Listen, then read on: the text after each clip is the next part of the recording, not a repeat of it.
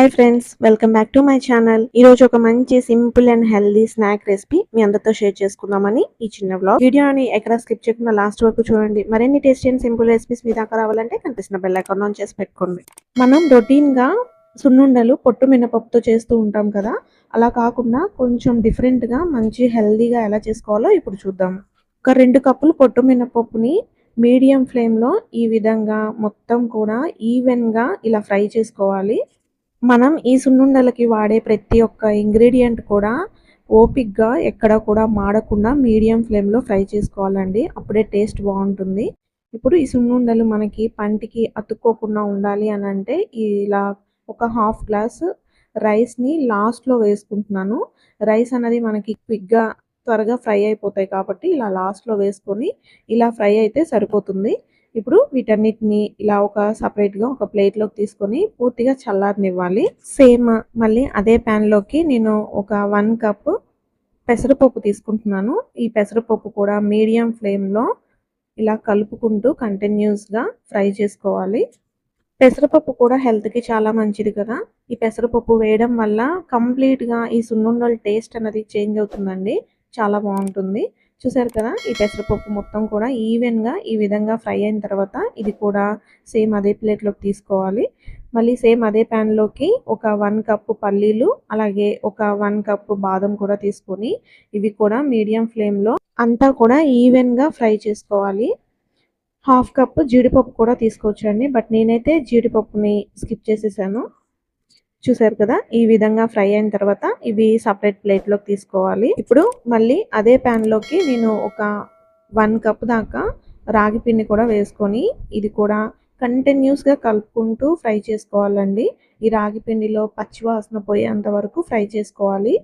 రాగి పిండి త్వరగా మాడిపోతుంది. సో అందుకని మధ్య మధ్యలో కాకుండా కంటిన్యూస్గా ఇలా కలుపుకుంటూ ఫ్రై చేసుకోండి. రాగి పిండి హెల్త్కి చాలా మంచిది కాబట్టి మనం రాగి పిండితో ఏమన్నా రెసిపీస్ స్పెషల్గా చేసి పెడుతూ ఉంటే పిల్లలు స్కిప్ చేస్తారు.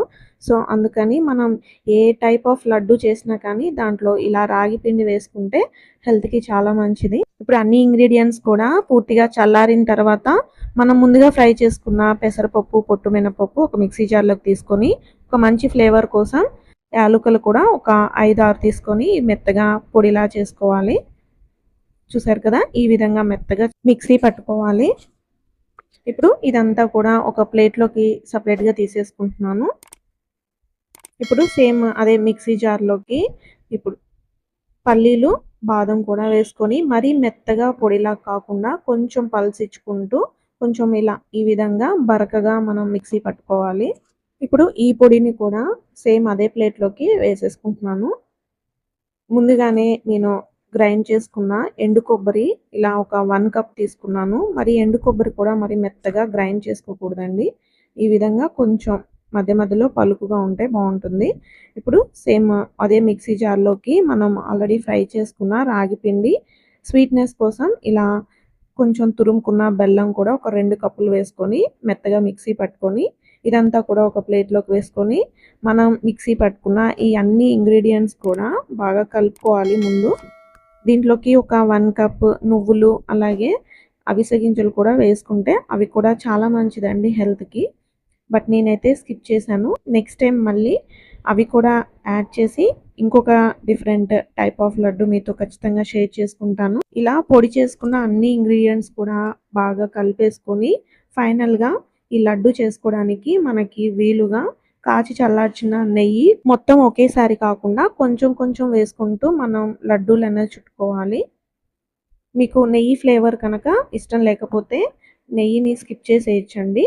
బట్ మీరు లడ్డు చుట్టుకోవడానికి వీలుగా ఉండాలి అని అంటే ఖచ్చితంగా ఇందులో నువ్వులు యాడ్ చేస్తే కనుక మనకి లడ్డు అన్నది ఈజీగా చుట్టుకోవడానికి వీలుగా ఉంటుంది. నెయ్యి అస్సలు ఇష్టపడని వాళ్ళు బెల్లం కూడా కొంచెం జిగురు బెల్లం తీసుకుంటే మనకి లడ్డు అన్నది పర్ఫెక్ట్గా కుదురుతుంది. నేను కూడా నెయ్యి అన్నది మరీ ఎక్కువ యూజ్ చేయలేదండి, కొద్దిగానే వాడాను. చూసారు కదా, ఈ విధంగా లడ్డూలు చేసుకుంటే అంతే అండి. చాలా సింపుల్ అండ్ హెల్దీ సున్నుండలు ఎప్పుడూ ఒకేలా కాకుండా ఇలా ట్రై చేసి చూడండి. తప్పకుండా మీ అందరికీ నచ్చుతుంది. ట్రై చేసి మీ ఫీడ్బ్యాక్ని షేర్ చేయడం మాత్రం మర్చిపోకండి.